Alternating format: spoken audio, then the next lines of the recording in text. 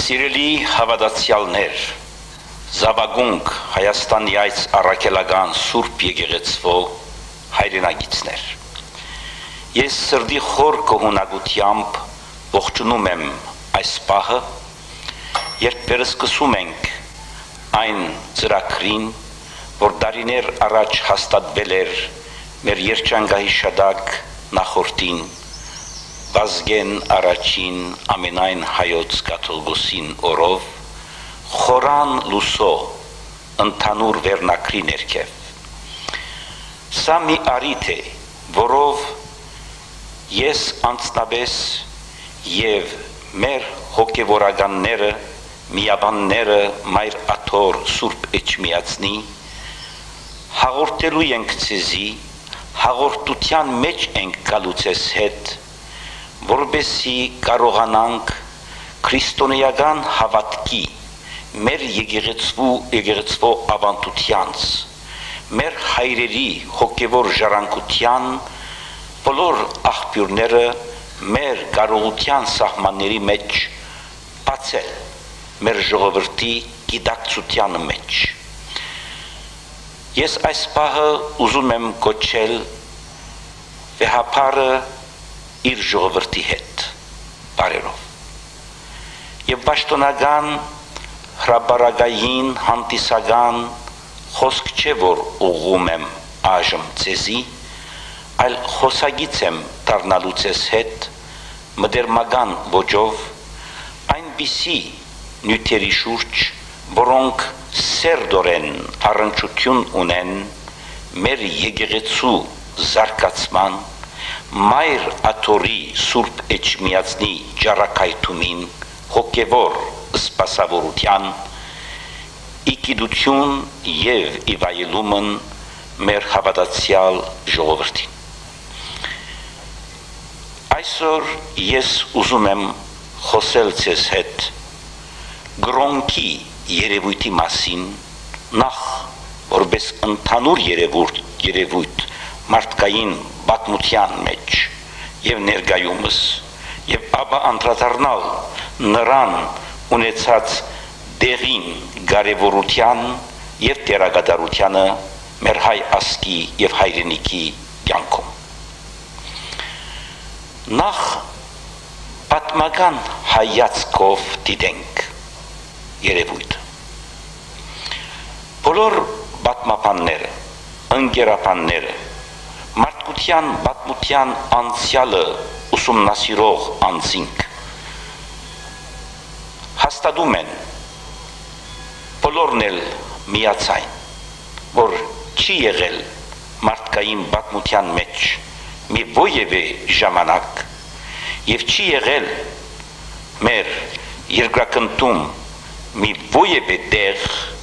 վայր, որտեղ չի եղել գրոնք։ Դա դիեզերական երևույթ է։ Հետևաբար գրոնքը մարդկանց հնարքը չէ, մի ժամանակի ծնունդը չէ, որոշ պայմանների արդապերումը չէ, գրոնքը մարդու գոյությանը հետ խառնված և այդ գոյությունից անբաժան, անկախտելի ապրում է։ Չէ կարելի մարդի մասին խոսել առանց այդ գրոնական տարածքին դարողությունը, կարևորությունը և նրա ունեցած դերը այդ մարդի կյանքին մեջ արժևորելու կամ ինչպես այստեղ ասում են կարևորելու։ Եղել են անշուշտ և այսօր էլ կան մարդիկ, նույնիսկ որոշ գաղափարախոսություններ, որոնք ժխտում են գրոնքին ճշմարտականությունը և եղել են ոչ թե այսօր, եղել են ոչ թե արդի գիտության, փորձարկական գիտության զարգացումից հետո, այլ եղել են միշտ, գտնվել են պատմության մեջ մարդիկ, որոնք ժխտել են գրոնքին արգայությունը և ասել են դա որոշ անձերի, որոշ դասակարգերի հնարքներ։ Օրինակի համար վերջին տարերին Նիցշեն, գերմանացի մեծ փիլիսոփան, ասեց, որ քրիստոնեական եկեղեցիները Եվրոպայում մեծ կաթեդրալները դառնալու են Հիսուսի գերեզմանները եւ սխալվեց։ Ուրիշներ գտնվեցին, որոնք ասեցին, թե գրոնքը աֆյոն է, թե գրոնքը ժողովրդի համար ստեղծված մի այնպիսի խապուսիկ գիտություն է կամ ծանոթություն է, որ մարդկանց միտքը գաշկանտի,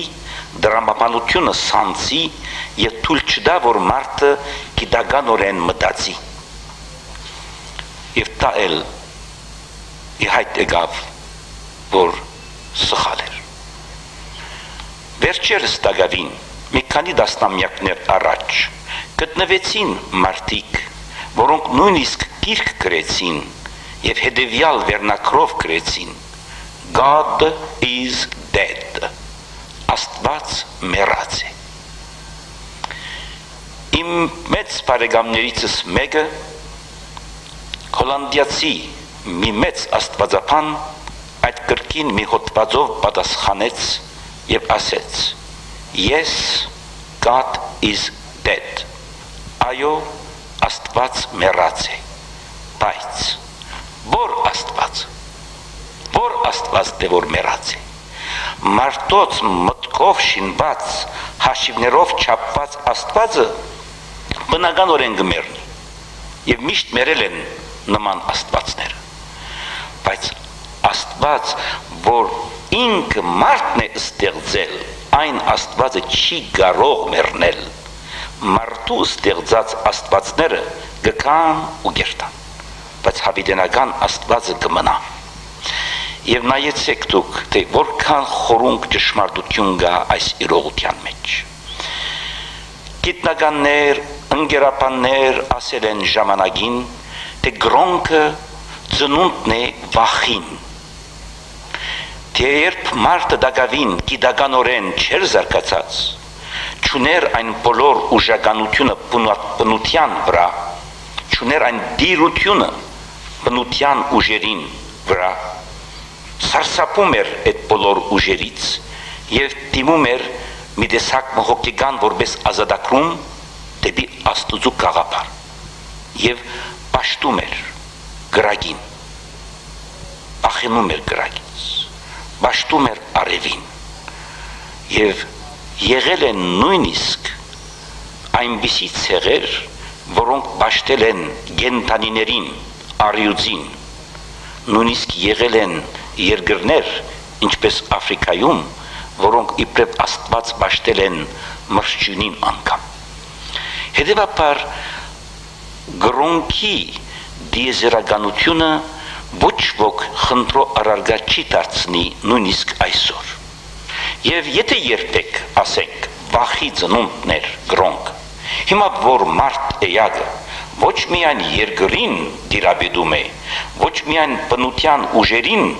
դիրաբեդում է,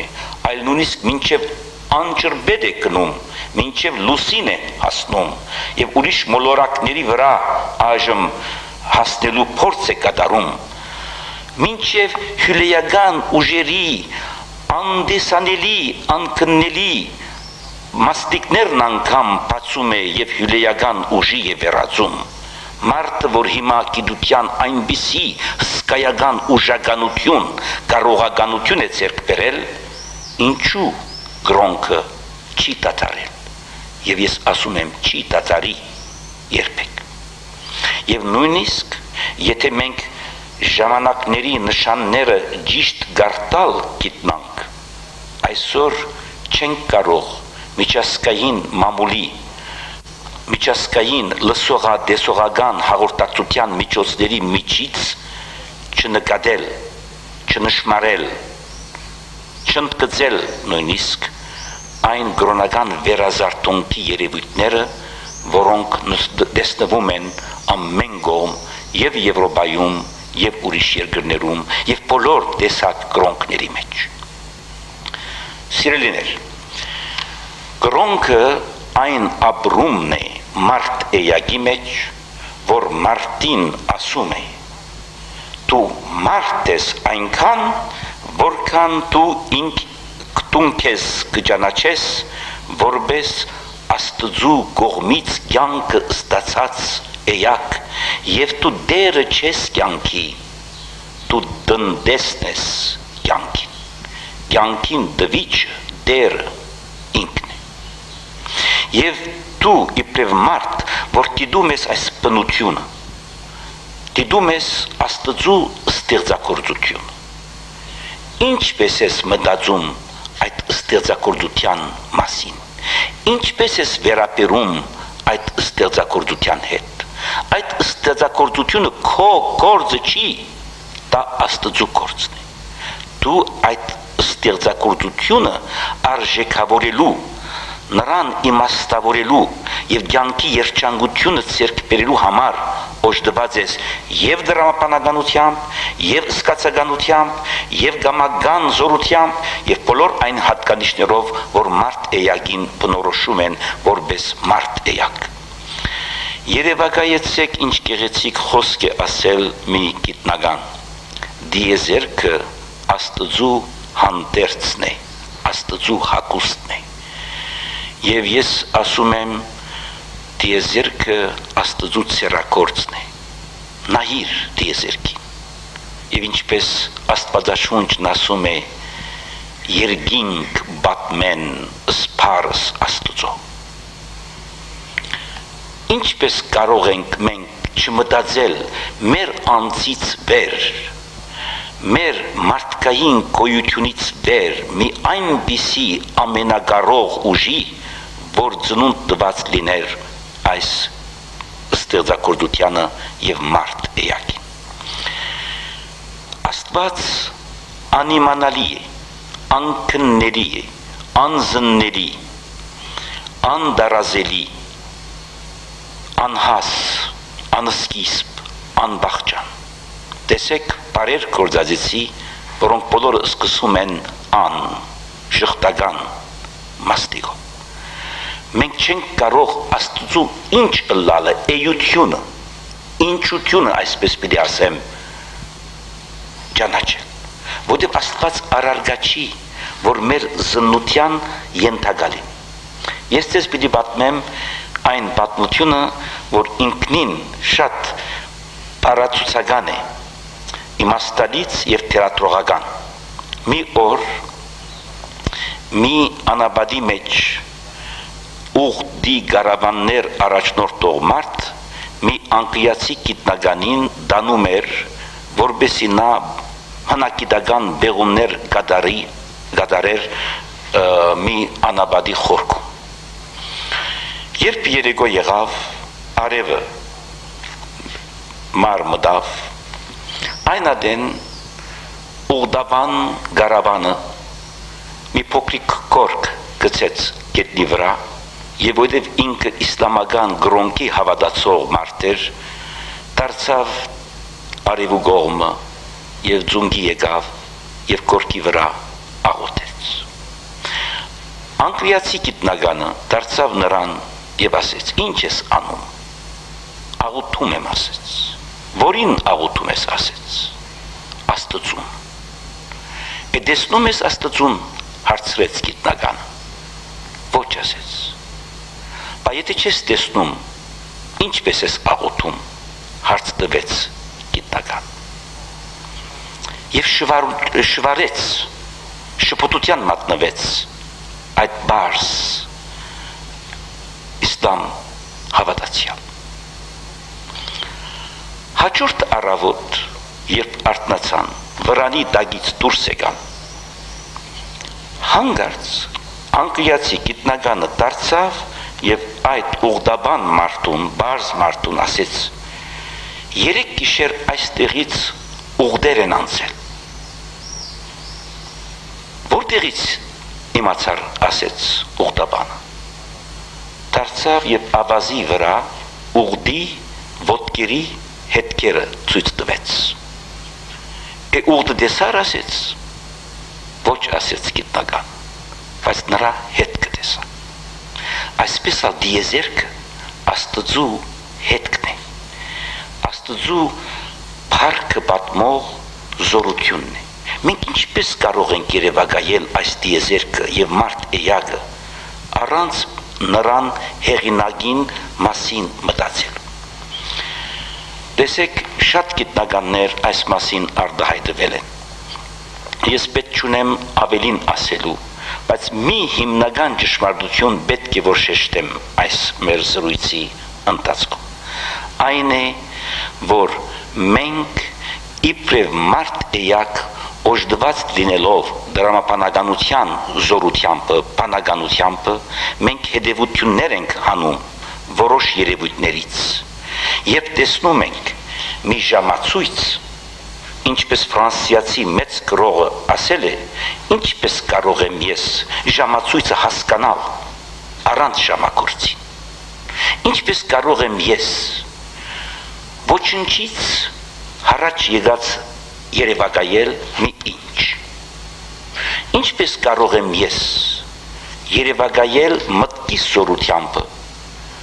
որ գարկ օրենք լինի առանց այդ օրենքը հաստատող գերակույն միտքին, գերակույն պատճառին, իմացականության։ Անգարելի է մարդուն համար դիեզերք եւ ինք իրեն ըմբռնել առանց Աստծու։ Եվ փիլիսոփաներ, իմաստասերներ այս մասին շատ են գրել եւ այսպես օրինակի համար Արիստոտելն ասել է սկզբնական պատճառը ամեն բանի չպատճառված պատճառը Աստվածն է եւ նրանից են պատճառվել բոլոր մյուս գոյություններ եւ հետեւաբար գրոնքը մարդկային կյանքի մեջ պիտի լինի միշտ ներկա այնքան ադեն որ մարդը ապրում է այս աշխարհի վրա ես այս իմ խոսքը ուզում եմ փակել Սուրբ Գրքից մի մեջբերում կատարելով ձեզ մի օր երբ Պողոս առաքյալը գնաց Աթենք գիտության երկիրն էր, իմաստասիրության երկիրն էր։ Եվ Աթենքի մեջ տեսավ, որ աթենացիները ունեին մի բլուր, որ գոչվում էր Արիսպակոս, Արեսի նվիրված բլուրը։ Եվ այնտեղ գնաց, այնտեղ գային փիլիսոփաներ, Էպիկուրյան, Ստոիկյան փիլիսոփաներ, եւ նրանք իրեն զաղրում էին, որովհետեւ ինքը խոսում էր մի Աստծու մասին, որ փիլիսոփաների համար հասկացվող Աստված չէր, այսինքն Հիսուսի մասին, Հիսուսի հարության մասին։ Եվ ասեց նա. Ոմանք Էպիկուրյաններից եւ Ստոիկյաններից, փիլիսոփաներից հակառակում էին նրան եւ ասում էին. Օտար Աստծու մասին է խոսում։ Եվ նա դարձավ ասեց. Աթենացիներ, դուք կրոնասեր մարդիկ եք երևում, որտեղ Աթենքի մեջ այնքան գուրկեր գային, բակիններ գային, աստվածների նվիրված բակիններ, որ նա զարմացել էր, եւ ինչպես մի գիտնական ասել է իր գրքում, Աթենքի մեջ որքան մարդ կար, այնքան էլ գուրկ կար կամ այնքան էլ բակիններ գային, բարձրացված տարբեր անուններով աստվածներին ծոնված։ Եվ այն ադեն ասեց. Այստեղ դուք աթենացիներ գրել եք մի դող անձանոթին Աստուծո։ Ես այդ անձանոթ Աստվածն է որ քարոզում եմ ձեզ։ Նա, որի ցերքի ծնունդն է դիեզերքը, եւ նա չի բնագի այն բոլոր մարտագերտ դաջարների եւ բակինների մեջ, ինչպես դուք եք հավատում։ Նրան ստեղծագործությունը մարդն է եւ կյանքն է եւ բարիքը մարդուն եւ չանկությունը մարդուն ահավասիկ Աստծու ըմբռնումը քրիստոնեական մեր հասկացողությամբ բայց ես հաջորդ անգամ հաջորդ շաբաթօր կխոսեմ ձեզի իմ ըմբռնածիս եւ իմ կիցածիս սահմանների մեջ Աստծու ըմբռնումը ըստ քրիստոնեական հասկացողության նյութի շուրջ այսօր եկեք փակենք մեր խոսքը աղոթքով Սկորձս ծերած մերոց ուղիղ արա իմես Տեր եւ սկորձս ծերած մերոց հաջողյա մեզ Տեր ամեն